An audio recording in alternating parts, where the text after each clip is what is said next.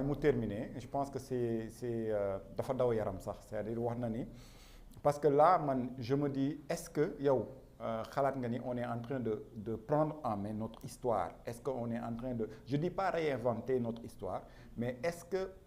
mën nañu wax à partir de là que ñun téye nañu suñu histoire te ñun suñu histoire ñoo koy bindal suñu bopp parce que mel na ni Madiba wax mel na ni histoire bi dañu ko bindal parce que bu ñu nee 35 morts moo am te du loo xam ni mooy li nga xam ni mooy am parce que fouilles yi waxuñu lool te tey gis naa lire naa aussi ci journaux yi ñu ni fouilles yi ñu doon def am na ñoo xam ne gis nañ leen ci seen tombe dañ leen a enchaîné woon biñ leen di suul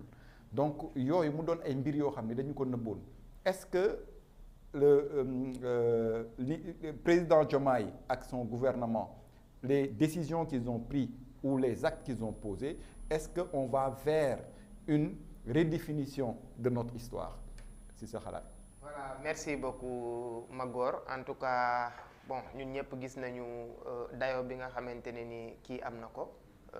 commémoration 1er décembre bi depuis que le président Bassirou Diomaye Faye a pris fonction parce que tamit ak lu mu metti rek moom il a incarné donc l'ancrage africain tey boo xoolee commencé wul sax ci commémoration 1er décembre bi mu nekk benn moment bu historique ci histoire Afrique particulièrement ci histoire Sénégal parce que li xew lépp Sénégal la xewee tey loolu moo waral sax tey boo demee ba ne tirailleurs rek ñëpp dañuy jàpp ne c'est les tirailleurs sénégalais étaient uniquement de nationalité sénégalaise alors que il venait un peu partout en Afrique loolu rek boo xoolee li ko jur mooy c'est parce que une partie de l'histoire est tronquée et puis c'est malheureux tey boo xoolee le président Bassirou Diomaye ni mu nekkee di rebaptiser donc nos rues là dans la capitale sénégalaise c'est à saluer parce que aussi bien ñun suñu paysage suñu mode de vie que suñu ay turu dëkk sax maanaam wala ruelles yi wala quartiers yi wala lu mu mënti doon ça doit parler africain ça doit parler sénégalais maintenant nag tey bu ñu demee ba nga xamante ne nii peut-être affranchir nañ benn pas mooy lan ñépp gis nañ ne niñ ko daan commémorer c'était juste du saupoudrage aux yeux man noonu laa ko gisee woon mais tey dayo bi ko le président Bassirou Diomaye Faye jox ak le premier ministre Ousmane Sonko musu ko am maintenant nag ça doit aller au-delà de la commémoration parce que en fait on ne peut pas réinventer l'histoire mais dans le récit ñépp xam nañ ne l'Afrique a été lésée maintenant nag il va falloir que ñu dellu siwaat maanaam rétablir les faits parce que tey boo xoolee ni ñuy jàngalee la guerre mondiale 14-18 maanaam yow doo sentir sax la place des tirailleurs sénégalais te tey jii nii su nekkul woon les tirailleurs tey France allemand la ñuy làkk parce que Hitler da ko doon jël en fait c'est ça la réalité tey boo xoolee dernièrement quand on a demandé à la France de restituer les armes yi nga xam ne les tirailleurs amoon nañ ko wala kii les objets tey lan lañ ñu jox benn sabre boo xam ne dañ ne maanaam kii moo ko yoroon non El Hadj Omar voilà ci li ñu wax ne moom lañ ñu jox mais léegi dafa am loo xamante ne nii c'est-à-dire que dañ koy waxta dee quoi tey amul benn xale bu nekk par exemple classe de CM2 wala ba troisième bu la mën a wax ne la ñun les tirailleurs sénégalais lii moo nekkoon suñu rôle ci libération France c'est un peu tronqué gis nga tey nit buy nettali maanaam il tire la couverture sur lui mais man film tirailleur bi ça m'a un peu marqué quand j'ai vu le blanc se cacher derrière le noir et puis ça se passait comme ça maintenant amul benn récit boo xamante ne nii ça retrace l'histoire gis nga tey li may wax mooy on doit changer li nga xamante ne nii moom la ñuy jàngale ci école yi parce que tey on a besoin de connaître ci yan circonstances les tirailleurs sénégalais yi demee pour libérer la France lan moo nekkoon les conditions ak maanaam ban rôle lañ fa jouer ñu wax ñu exactement ñaata la les Français massacrés parce que on parle de 35 morts ñëpp xam nañ ne loolu c'est archi faux. Maintenant nag comme li ma wax c'est parce que on n'a pas une histoire qui est écrite par nous-mêmes tey France day xool nu mu gën a jekke ci moom noonu la koy bindee maanaam nu mu gën a jekkadee ci africains yi c'est-à-dire que noonu la koy retracer mais l'histoire est autre parce que tey jii li tax maanaam ñu war a reconsidérer ni ñuy jàngalee histoire bi parce que dans cette histoire là c'est symbole de courage c'est symbole de détermination c'est même symbole je dirais d'adaptation parce que tey ni ñu leen di woowee rek ça reflète tout maanaam les tirailleurs parce que lan ils ne savaient pas manipuler une arme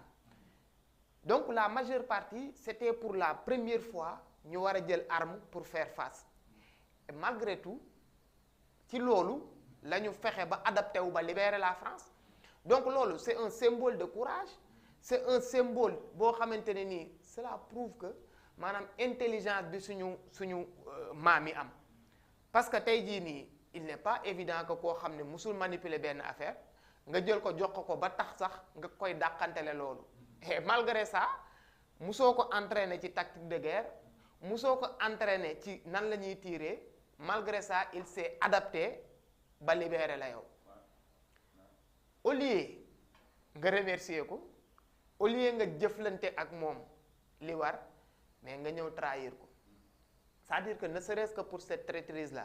l'histoire mérite d'être réécrite maanaam ñu wax nit ñi que ni malgré que ni ñun suñu maam yi c'est-à-dire que ils ont été amenés ñii c'était volontaire mais par contre ñëpp ñeneen ñi c'était contre leur gré parce que ñoo fi sasoon moo tax ñu dem mais malgré tout ça ñoom boole nañ li leen neex ak li leen naqari lépp fajal France loo xam ne le citoyen français mënu ko woon parce qu'ils étaient débordés par Hitler loolu mooy dëgg quoi maintenant nag yow kooku ñëw defal la loolu yépp une partie a été captivée d'autres a été tuée maanaam ba ñi nga xam ne yàlla dogal na ñu dellu si ñu ne la yow suñu pitance la ñuy laaj amoo loo leen di fayee lu dul le président de la République jógee woon de nee na ñoom amoon nañ dessert Mariba nee nañu nee na est-ce que jànnoo parce que ils avaient droit à un dessert loolu moom c'est le summum de la bêtise quoi pour dire vrai mais ñun Sénégalais yi ñun on était des privilégiés. waaw voilà parce que doon nañu jox contrairement aux autres tirailleurs les Maliens te ni la ko doon waxee. voilà les Maliens les autres nationalités. amoon nañ gars yi amoon nañ dessert kat. nos tirailleurs sénégalais les Sénégalais nous on avait le dessert. non ki nga laal nii non Macky Sall pour te dire que ne tellement gëmul sax woon sax li mu doon wax lii. bay méngale. ba amul fu lu mu placé loolu ak lu mu koy jox lu dul di waxi dessert. la preuve mooy tey. bisu tey jii ñu nekk nii muy bisu commémoration suñu ay tirailleurs sénégalais tey jii moom mi nga xamante ne mooy wër partout di clamer nu mu tuddati balaa maa dee muy wax ci detu africain yi la xawma le climat la xawma lan la lii la et aujourd'hui aujourd'hui c'est la journée de commémoration de nos tirailleurs sénégalais donc africains en général il n'a rien d'autre à faire que de souhaiter joyeux anniversaire à l'APR quoi donc tu te dis mais en fait tout est théâtre en fait di nga ñii lu ñu nekk di def nii c'est très dangereux parce que dina tax ba sénégalais yi dinañ dem ba ne mais attendez mais ñii lépp lu ñuy won théâtre la ay film la bu nekkoon président de la république tey bindal nañu ngeen di maamu discours ci page am et tout mais pourtant moom lu mu bëgg a wax leneen plaidoyer beneen bu mu bëgg a def da koy def ci page am comment ça se fait que aujourd'hui ñuy xëy di commémorer tirailleurs sénégalais yi nga naan 17 ans APR 17 ans yi de fële mu nga koy fêter Maroc waa APR dem leen jënd leen seen gâteau yi ngeen dugg avion bi c'est pas trop tard mën ngeen ko jël nii dans 3 heures ngeen yegg balaa minuit ngeen dem ngeen souffler ji bougie bi foofu si moom. Mariba damay ñëwaat ci yow parce que tey aussi journée bu am solo la bu doy waar bu importante et man dama gis aussi que di opposition bi nga xam ni moom lañ fi am Sénégal man gisuma kenn mu wax ci li nga xam ne moom moo xew te pour man c'est une question et une problématique boo xam ni dafa intéresser ñëpp est-ce que lan moo xew ba man gisuma kenn koo xam ni. Sonko doxul ci tapis rouge bi. loolu la ñu wax. non loolu tax waxuñu. ah non man loolu jaaxal na ma gisuma. tey Sonko xam nga waa ji nag pour mu respecter protocole ay lay la protocole Sonko rek gisoo ko buy sëgg kii gars yi bi ñu koy defal honneur yi rek penché wu Sonko bi rek nga xam ne kii moom xoolal bii fi mbiri protocole du mbiram moom boppam nanguwu ko yaramam nanguwu ko donc ñoom le fait que tey jii nii en fait situation bi Ousmane Sonko créé parce que du président Diomaye bëggeewu ko woon nii mais situation bi président Ousmane Sonko andi nii fi ñu toll nii situation réew mi moo andi ba ñoom instant bii nii ñenn ñi dañoo lolu ñenn ñi ñu ngi pourtant ay influenceur lañ ne ñenn ñi ñu ngi wane ne ñu ngi liggéey parce que ñu ngi dem assemblée vendredi passé rek lañ demul woon mais nii ñu ngi dem assemblée du coup genre ils sont busy quoi. Tant qu'ils ne peuvent pas tirer sur le Premier ministre Ousmane Sonko, il manquerait juste que nous fassions des postes pour dire que Ousmane Sonko n'a pas bien fait son travail. Ils n'ont pas ramassé assez d'os. Ils ont recensé nit lañu ray ci tirailleurs qui bi c'est pas conforme rapport bi ñu def bi en fait à partir du moment où Ousmane Sonko lañu denk comité bi ak mbir yi rek tant qu'ils peuvent pas taper sur Ousmane Sonko tu ne les verras pas. Ces gens ne sont pas patriotes. Ces gens ne sont pas des républicains, ces gens n'aiment pas ce pays. Loolu mooy dëgg ma góor ñoom li ñuy dundee mooy ne ñii seen yelwaana këpp te waa ji tant que mu ngi dox fii ci Sénégal njaay bi rek di bonde ñoom fu mu toll nii dañoo am problème léegi nag ñoom les vraies priorités du Sénégal je parle même pas des Sénégalais mais il y a le Sénégal il y a les Sénégalais te tey li ñuy nekk di célébrer tey ça concerne le Sénégal son histoire en fait et tu ne les verras pas ils préfèrent polémiquer sur la dernière sortie du Premier ministre Ousmane Sonko sur le départ de Embalo sur si aujourd'hui le Premier ministre n'avait pas respecté le protocole et avait marché auprès du président de la République sur le tapis rouge t'inquiète pas qu'il sortirait et tout ça en fait mais duñu génn doo leen gis parce que lii ñoru leen Sénégal ñoru leen sénégalais yi ñoruñu leen seen bopp rek moo leen ñor ak nan la ñuy xeexee punkal mu mag bi baobab bi nga xamante ne ni mënuluñ ko dara. mais tey dama kii Moxtala tey moom dañuy def diversion tuuti damaa yeewu xool dugg ci internet bi tuuti gis parce que dama doon xool commémoration bi lan lañ ciy wax mais ma gis Mimi Touré gars yi nekk ci Mimi tata Mimi mu nekk mu toog ci ginnaaw gars yi naan Binta mécanicien mooy kan diversion Binta mécanicien ngeen jàppale ma lan mooy Binta mécanicien. mën naa laajal borom. waaw laajal ma gars yi kan mooy Binta mécanicien parce que man. waaw tata Mimi. mécanicien bu jigéen boobu noonu te temps yële mu simulé woon fi benn mariage tam defoon buzz ci TikTok bi. nga xam ne voilà dafa xaw a am benn corpulence masculine. d'accord yàlla baal ci d'accord voilà ci kàddu gi. moom mooy Binta mécanicien xaw ma nag lu ko indi. ci waaw mais yéen noonu lañ koy bàyyi Binta mécanicien noonu lañ koy bàyyi quoi. gars yi waxoon kii. pour man mu ngi recevoir gars yi. tata Mimi ay temps mu ngi doon rëdd yu baax. di musul yu baax. waaw boobu. ki mooy Binta mécanicien. waaw mi ngi ki mooy Binta mécanicien. fii la fi kii waaw c'est vrai que nduroo nañu tuuti quoi. fii la simulé woon mariage bi. Binta waaw. non boobu da doon belli parce que xawoon na kii tuuti Ousmane Sonko. voilà bugg ko woon mais xam nga rek daa jotoon ci lumière bi.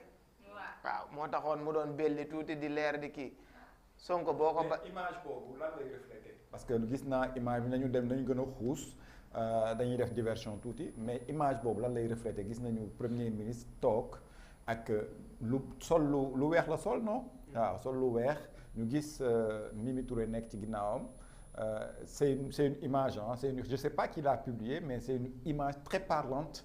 et bëggoon naa ñu en 2 minutes ñu wax ci image boobu posture premier ministre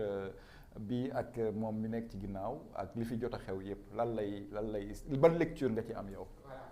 bon da ngay may rek balaa may dugg ci image boobu. waaw. am lu ma wax tuuti par rapport ak attitude opposition bi ci commémoration bi parce que man toujours rek gis nga Pastef c'est-à-dire que li leen wutale ak ñeneen ñi mooy le paix c'est-à-dire que le patriotisme parce que même tey boo xoolee dans nos meetings dans nos rassemblements nous sommes le seul parti politique boo xam ne il y a pas une autre couleur que les couleurs nationales loolu c'est parlant tey dafa am loo xam ne waaw indiwaat ko voilà d'accord maintenant nag tey toujours cette fibre patriotique là maanaam ñun moo ñu animé gis nga le président Ousmane Sonko dafa demoon ba c'est-à-dire que bu intérêt Sénégal taxawee ak ku ko mënti porter du la rus a wax jërëjëf bu intérêt Sénégal menacé ak ku ko mënti menacé maanaam du la ragal a faire face parce que maanaam moom benn guide la am mooy les intérêts du pays maintenant nag bu politique jotee c'est-à-dire que mën nañoo politique mais bu liggéey jotee c'est-à-dire que dañuy liggéey foofu laay duggee nag ci li waral image bii nii parce que taxaw na assemblée mu ne politiquement c'est-à-dire que ku ne mën nga am gis-gis dégg nga beneen bi ci topp mooy dafa ne man je ne travaille pas pour le président Bassirou Diomaye Faye je travaille pour le Sénégal maintenant nag lépp lu ma def ci magistère am dañ koy comptabiliser ci nguuram donc moom c'est-à-dire que day wone ne rek posture bu mu am bu fekkente ne c'est la nation qui est mise en avant su fekkente ne intérêt Sénégal la c'est-à-dire que il peut s'asseoir avec tout le monde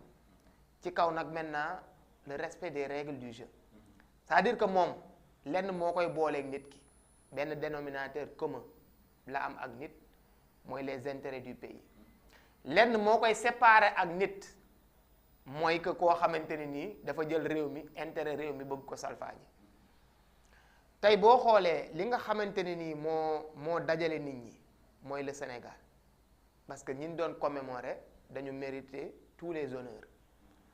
loolu moo waral tey Mimi Touré maanaam ñëw jàll foofu te man jàpp naa ne su fekkonte ne dafa doon loo xamante ne nii c'est-à-dire que lu Sénégal war a jëli la te mu war a jaar ci Mimi Touré le président Ousmane Sonko n'hésitera pas à prendre Mimi avec lui pour yóbbu ko ñu régler intérêt Sénégal donc pour wane dayoo bi nga xamante ne ni am na ko su fekkente ne intérêt réew mi moo taxaw maintenant nag ak képp koo mënti doon su fekkente ne yow tu t'alignes avec les intérêts du pays c'est-à-dire que moom yàgg na ko wax. mais ku rapport épinglé tamit waaw intérêt. ah doy na waar. waaw baal ma de balaa ma lay balaa dagg ne baal ma c'est important. waaw.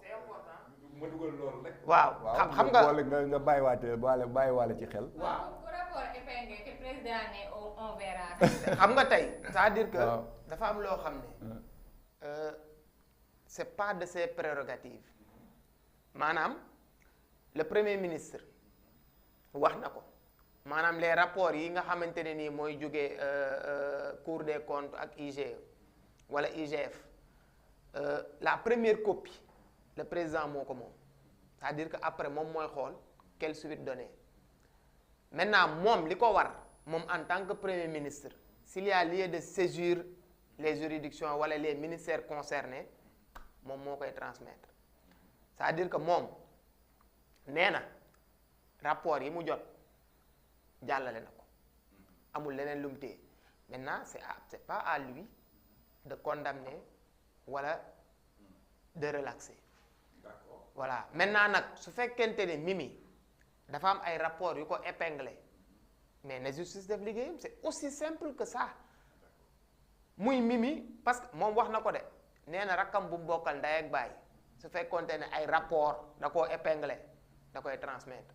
maintenant reste à voir est-ce que au-delà de la transmission est-ce que am na leneen lu mu ci mën a def. waaw leer na nag. voilà. donc may ñëwaat yow ñu delluwaat ci commémoration